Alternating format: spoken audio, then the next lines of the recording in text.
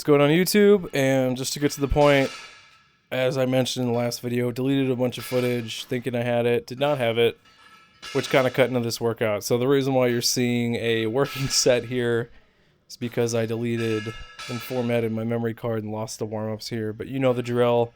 Usually start off with a plate at a 45, 25 and get to where I want to be. So hybrid rows here, 275 again. Body English intentional on all these. Really looking to kind of build explosiveness from the ground.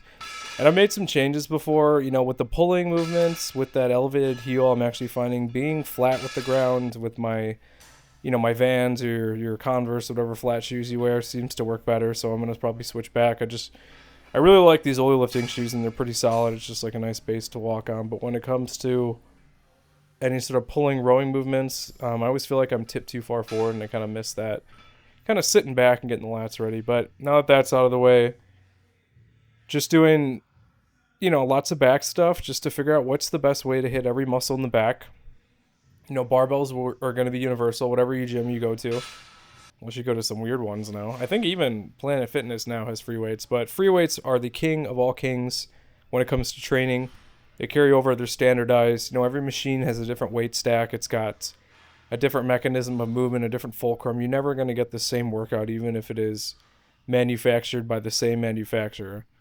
There's going to be different changing, you know, situations, like whether wear and tear, things like that or whatever. But when a barbell is a barbell, it's a barbell. Obviously, they can vary in weight and length or whatever, but for the most part, it's going to be a pretty seamless, same type of movement that you can, you know, repeat in most other gyms. So when you get gyms like this where they've got all extra accessory stuff, you know, do your barbell stuff to carry over and then enjoy the rest. Figure out what kind of works for you here. So been doing a lot of pulling movements vertically and then now horizontally now that I can, though. So kind of like where that low row was.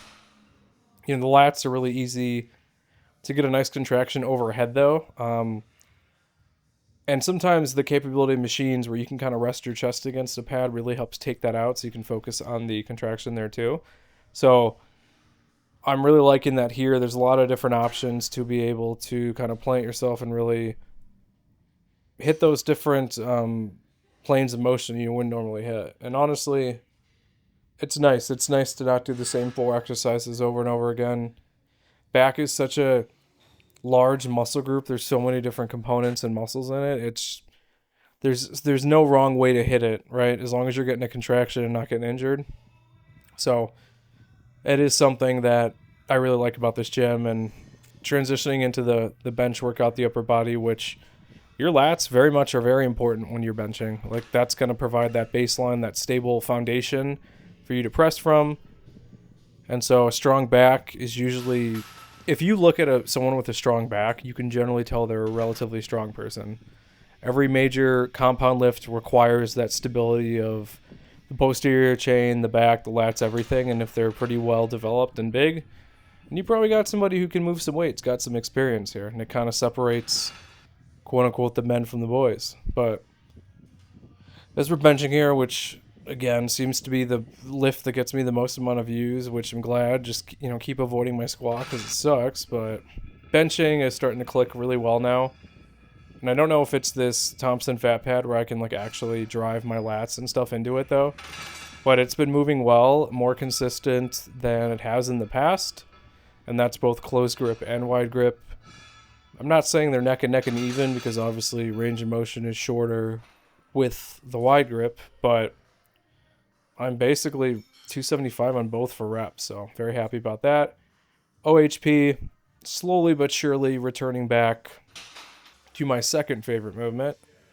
My first favorite being the deadlift, but OHP was just something that clicked. It was one of the movements when I first started training. It was very hard to find advice, form, whatever on, because people straight up didn't do it. You know, there's a bajillion deadlift tutorials, sumo, conventional, and everything in between.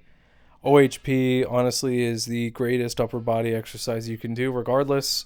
It's why you see not many people do it. It's why you see people when they do it, it's not much weight.